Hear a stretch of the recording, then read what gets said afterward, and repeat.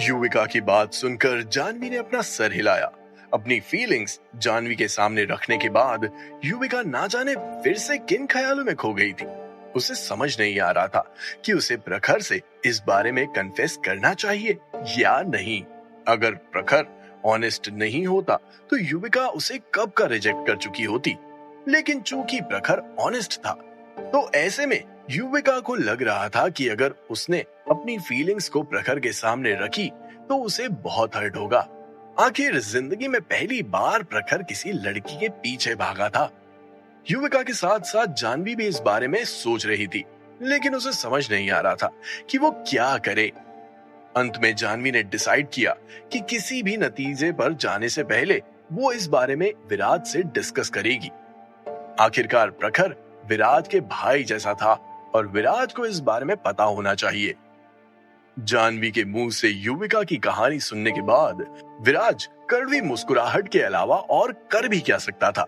रही युविका के थॉट्स की बात, तो विराज ने डिसाइड किया कि वो इस सब बारे में प्रखर से बात करेगा, क्योंकि अगर युविका डायरेक्टली प्रखर से ये सब कहेगी तो उसे और भी ज्यादा हर्ट होगा और विराज ऐसा बिल्कुल भी नहीं चाहता था। विराज ने तय किया कि वो धीरे धीरे प्रखर के सामने युविका की सच्चाई रखेगा। अच्छा होगा अगर प्रखर उस बात को समझे। उसके लिए युविका के रास्ते से हट जाने में ही भलाई थी। हालांकि जानवी को लगता था कि युविका का ओपिनियन बदला जा सकता है। भले ही आज इस समय युविका अपने और प्रखर के बारे में नहीं सोच रही हो, लेकिन फ्यूचर में वो अपने और प्रखर के बारे में जरूर सोच सकती थी। तो आखिर विराज और जानवी इस मामले में क्या करने वाले थे?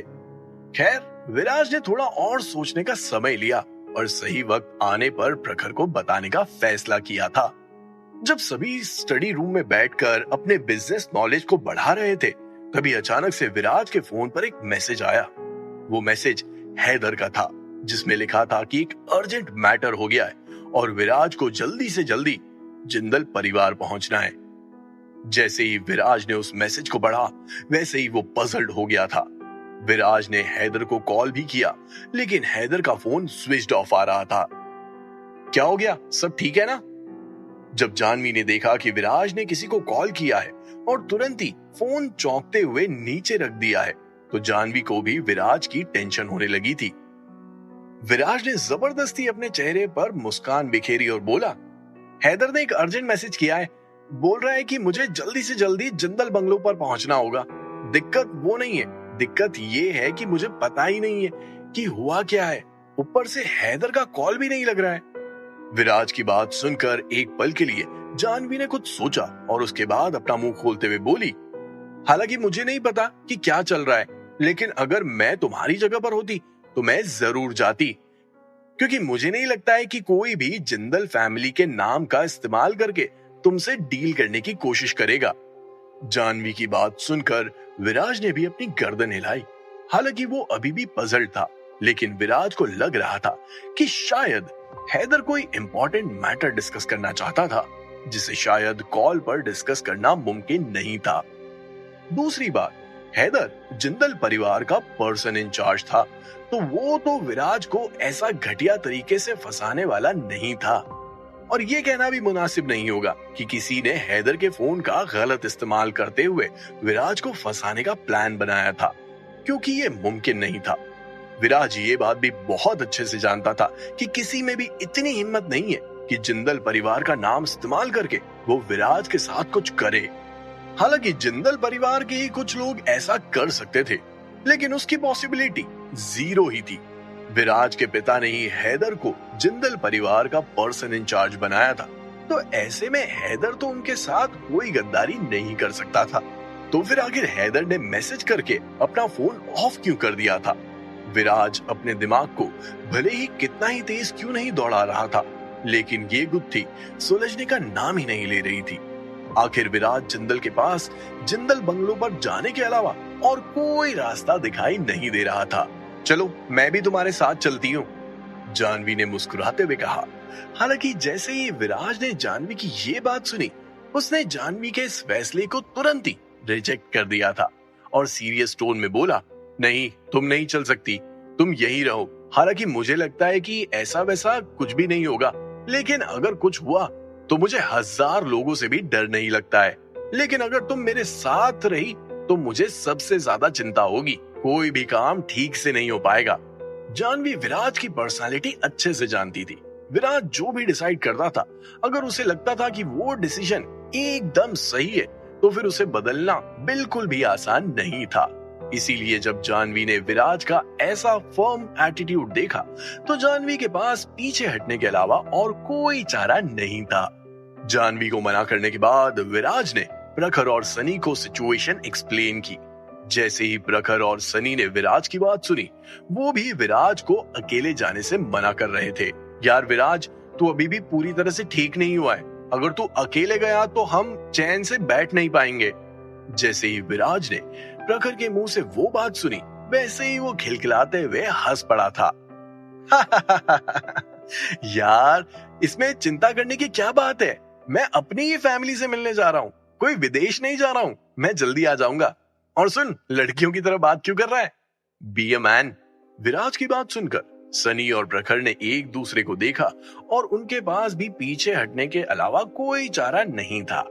वो दोनों भी बहुत अच्छे से समझते थे कि अगर विराज को जिंदल परिवार ने बुलाया है तो उनका कोई पर्सनल मैटर होगा, और ऐसे में उनका इस मामले में ज्यादा दखल अंदाजी करना बिल्कुल भी ठीक नहीं होगा। बर्लिन स्कूल ऑफ बिजनेस से जिंदल परिवार का बंगला बहुत दूर था।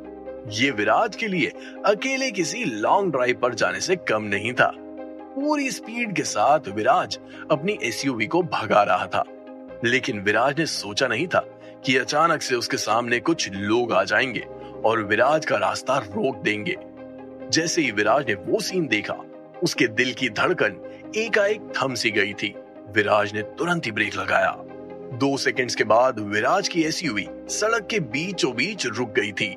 जैसे ही विराज ने अपनी कार का दरवाजा खोला और देखना चाहा कि आखिर ये माजरा क्या है, तभी एक लड़के ने तुरंत ही विराज को पकड़ा और उसे खींचते हुए कार से बाहर निकाला। विराज को कार से बाहर निकालते ही उस लड़के ने अपनी लात से विराज पर हमला बोल दिया था। उस लड़के की लात में दम नहीं था। विराज को उसकी लात से कोई फर्क नहीं पड़ा। अगला वार विराज ने किया। उस लड़के के मुंह पर एक जोरदार मुक्का जड़ा और उस मुक्के में ही वो लड़का जमीन पर धराशायी हो गया था और वापस उठने की हिम्मत नहीं दिखा रहा था। अपने साथी को जमीन पर गिरता हुआ देखकर वो लड़के तुरंत ही विराज की तरफ बढ़े। हालांकि विराज अभी पूरी तरह से ठीक नहीं हुआ था, लेकिन उसके लिए इन लड़कों से निपटना कोई मुश्किल काम नहीं था, जो पूरे दिन बस पी कर पड़े रहते हैं। भले ही विराज के शरीर पर अभी भी काफी इंजरीज थी, लेकिन विराज का शरीर कमजोर नहीं था। पास्ट में विराज ने कई सालों तक गरीबी देखी थी। रोज का कचरा उठाना और उन्हें बेचकर जो भी पैसा मिलता था, उससे रूखा सूखा सब कुछ विराज खा लेता था। विराज का शरीर सेंसिटिव नहीं था, बल्कि वो तो मोटी चमड़ी वाला था। हालांकि जो भी काम विराज ने अपने पास्ट में किए वो काफी टफ और टायरिंग थे, लेकिन उस काम को करते हुए विराज की अच्छी खासी एक्सरसाइज भी हो जाती थी। कम से कम विराज इन लड़कों की तरह तो नहीं था जो रोज का पैसा शराब और बीड़ी में फूंक देते थे। अपने बुरे समय में भी विराज ने अपना और अपनी बहन का ख्याल रखा था। तो आज का समय तो विराज के लिए निराला था। उसे अपना और भी अच्छे से ध्यान रखना था, क्योंकि सिर्फ शालिनी ही नहीं बल्कि जानवी, सनी और प्रखर भी उसका इंतजार कर रहे थे। यही सोचते हुए विराज ने उस 2 लड़कों को भी धूल चटा दी थी। लेकिन विराज को ये नहीं पता था कि अभी और कितने लड़के आने बाकी हैं। अभी विराज वो सब सोच ही रहा था कि तभी उसके पीछे से एक आवाज आई। क्या बात है, मुझे उम्मीद नहीं थी कि तुम फाइटिंग में इतने एक्सपर्ट हो। इससे कोई फर्क नहीं पड़ता कि तुम फाइटिंग में कितने भी अच्छे क्यों ना हो, लेकिन मेरी नजरों में तुम एक गंदी नाली के कीड़े हो। एक कचरे के अलावा तुम कुछ नहीं हो। तुम्हारी औकात कचरे के बराबर ही है। उस आवाज को फॉलो करते हुए जैसे ही विराज ने पीछे मुड़कर उस इंसान को देखा, वैसे ही विराज की आंखें और भी ज्यादा कठोर हो गई थी। आयशा, तुम्हारी हिम्मत कैसी हुई? मैं तुम्हें एडवाइस देता हूँ कि अभी के अभी मुझसे माफी मांग लो। अभी भी देर नहीं हुई है, लेकिन अगर देर हो गई तो उसके बाद तुम्हें बचाने के लिए कोई नहीं आएगा। विराज के मुंह से कठोर शब्द बाहर आए। आप लोग सोच रहे होंगे कि ये आयशा कौन है? Any guesses?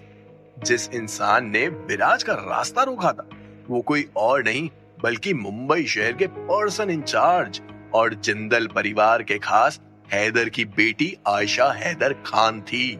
जब विराज ने हैदर की बेटी को देखा तो विराज को सब कुछ समझ में आ गया था। उसके सारे डाउट्स क्लियर हो गए थे। जो मैसेज विराज के फोन पर आया था दरअसल वो हैदर ने नहीं बल्कि उसकी बेटी आयशा हैदर खान ने किया था। विराज के मुंह से निकले शब्दों को सुनकर आयशा हैदर खान और भी ज्यादा भड़क उठी थी। क्या क्या कहा तुमने? मेरे सामने तुम अभी भी दिखावा करने की कोशिश कर रहे हो? तुम्हें क्या लगता है कि अगर मेरे पिता तुम्हारे सामने नम्र हो जाते हैं तो मैं भी तुम्हारे सामने हाथ जोड़कर खड़ी हो जाऊं? कचरे, तुझे एक्टिंग के अलावा और क्या आता है? तुम गलत कर रही हो। विराज ने तुरंत ही आयशा को कहा। ये एक तरीके से विराज की वार्निंग थी। अब इसे हल्के में आंकना या फिर उस वार्निंग को समझ जाना, ये सब तो आयशा पर डिपेंड करता है। विराज की बात सुनकर आयशा ने तुरंत ही मजाकिया अंदाज में अपना मुंह खोलते हुए कहा, मैं गलत कर रही हूँ? मैंने क्या गलत किया? क्या मैंने कुछ गलत कहा? क्या तुम कचरा नहीं हो? हे, मैं देख सकती हूँ कि तुम अपनी जिंदगी में कुछ भी ठीक से नहीं कर सकते हो और तुम्हें हर समय मेरे पिता की मदद चाहिए होती है और वो भी पागलों की तरह तुम्हारे आगे पीछे भागते रहते हैं। कचरे, तुम्हें नहीं लगता कि जो भी काम वो तुम्हारे लिए करते हैं उसके लिए तुम्हें मुझे शुक्रिया कहना चाहिए? इससे पहले कि विराज आयशा की बात पर अपना कोई रिएक्शन देता, आयशा ने वापस से बोलना शुरू किया। मुझे अभी तक ये समझ नहीं आ रहा है कि मेरे पिता तुम जैसे कचरे की मदद क्यों करते हैं? परेशानियों के अलावा और तुम मेरे पिता को दे भी क्या सकते हो? इन शब्दों के साथ आयशा का गुस्सा उसकी बातों में साफ साफ झलक रहा था। लेकिन साथ ही साथ विराज को यह भी पता चल रहा था कि आयशा को विराज के बारे में कुछ भी पता नहीं था। विराज को हैदर की बेटी से उलझने का कोई मन नहीं था। अब ऐसी सिचुएशन में विराज उसे क्या ही बताता और समझाता। इसीलिए विराज ने कठोर अंदाज में आयशा से कहा, ठीक है, तो तुम मुझे बताओ कि तुम मेरे साथ क्या करने वाली हो? क्या करने वाली हो? क्या तुम्हें ये पूछने की जरूरत है? ऑफ कोर्स, मैं तुम्हें लेसन सिखाना चाहती हूँ। अपने दिल में दबे गुस्से को बाहर निकालना चाहती हूँ। आयशा ने गुस्से से कहा, ये जो तुम्हारे पीछे बेवड़े बच्चे हैं, क्या तुम इनकी मदद से मुझे लेसन सिखाना चाहती हो? विराज ने भी आयशा को पलटकर जवाब दे दिया था। विराज की बात सुनकर आयशा हैदर खान ने इस बार अपना मुंह नहीं खोला, बल्कि जो लड़का आयशा के ठीक बाजू में खड़ा था उसने कुछ ऐसा बोला जिसे सुनकर विराज के होश उड़ गए थे। आखिर उस लड़के ने ऐसा क्या बोला था? आखिर हैदर की बेटी विराज से क्या चाहती थी? क्या विराज इस मुसीबत से बाहर निकल पाएगा या फिर इस बार भी हैदर को ही बीच में आना पड़ेगा? क्या होगा जब हैदर को पता चलेगा कि उसकी बेटी ने ये कांड किया है? क्या विराज हैदर की बेटी को छोड़ देगा या फिर सबकी तरह उसे भी सजा मिलेगी? जानने के लिए सुनिए cash on my mind only on pocket FM.